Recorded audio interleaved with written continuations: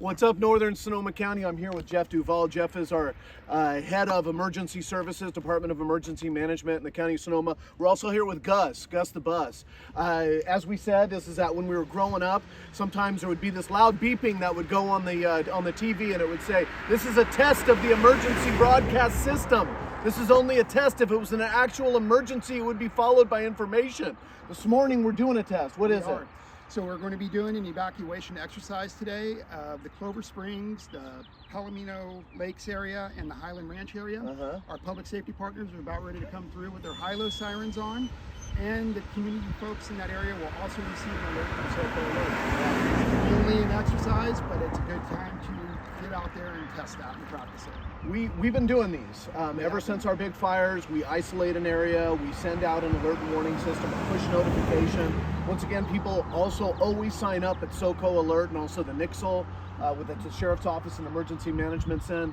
But I mean, this is all about not getting complacent. These individuals are organized, they work with us. It's called a COPE group, community organizing, to prepare for emergencies. There's also CERT groups out there. They get certified in how to be able to organize their communities.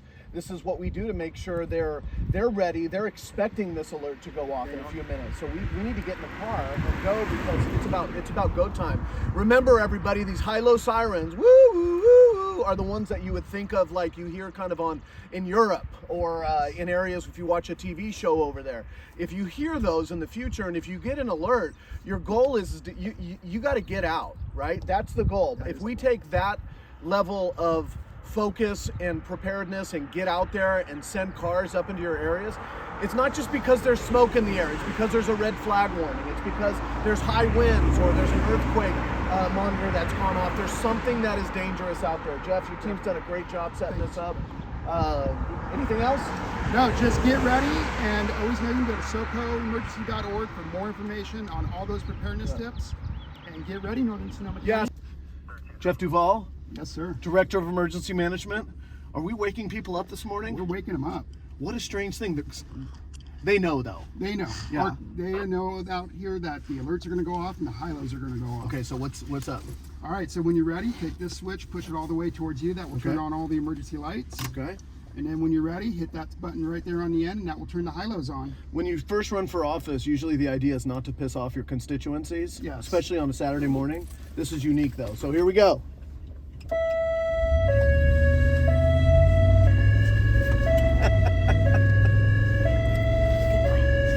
So like we said before, these high-low sirens are not the ones that are usually used here in the United States. A lot of people realize that these are the sirens that you hear when you're in Europe, or if you've ever, when they're moving around. These are called the high-low sirens.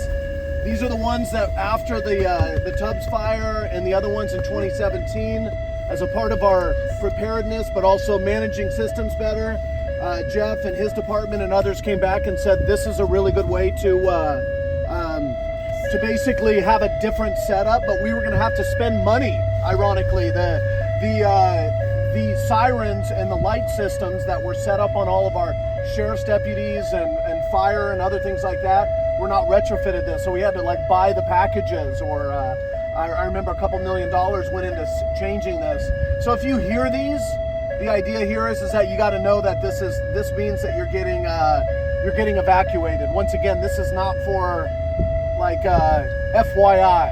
These are for get your stuff, get your go bag, get out and get to a safe place. Is that right? That is right. Okay. So you can hear a high-low siren up from us. We were running ours a minute ago, but you can hear through the hills. That's probably another sheriff deputy patrol. One of the things about this area, we're in Palomino Lakes, just outside of Cloverdale, out east of Cloverdale. In 2017, we had what was called the Sonoma complex fire. So we had the pocket fire, which was up here. We had the Tubbs fire, which came down, and everybody knows really well is the most destructive one. Thousands of homes and many lives lost. We had the Nuns fire down out in Sonoma Valley. The pocket fire right here really pushed up against this edge of Palomino Lakes. There was a bucket brigade that did an amazing job of protecting this area, and some folks with their dozers who did an absolutely amazing job of getting things done. You know, one of the things that's interesting when you drive through areas like this, Jeff, is that you look and you see that there's a lot of vegetation management going on here. We have bundles and of basically cuttings that have been pulled out of these areas.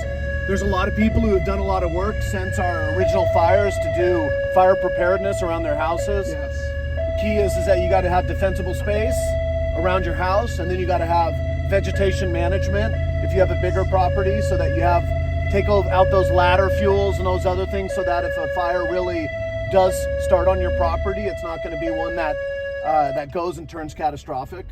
But it's pretty cool to see how much work's out here. But as we all know, is that our fires have shown us is that about 2/3 of the homes that have burned down have been from embers. Yes. You know, so it's, if you can maintain your defensible space, if you can maintain and do good vegetation management, and if you can harden your home, the chance that even if you get evacuated, that you're going to come back and have your home there is way higher. Yes, definitely.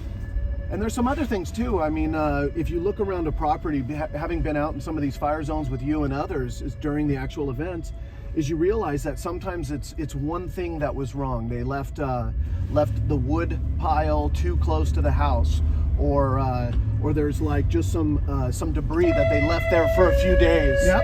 And that connected in between a burning fence and their house, or they left wicker patio furniture out somewhere. So it's a reminder that, you know, you can prepare, but also when you're doing an evacuation, you make sure you get all that stuff out. That's a big part of being prepared for fire season, is don't wait until you hear these sirens, is make sure you're ready to go. There's a lot of steps we can take before. Yeah. One of the things I'm always reminded of is how, you know, if you're prepared, that should be to decrease your stress level. Yes. You know, when we were really after our fires trying to get everybody prepared, we were using, in a way, that event and the fear that it invoked to really remind people that you are your best line of preparedness. You are the first and last line of preparedness.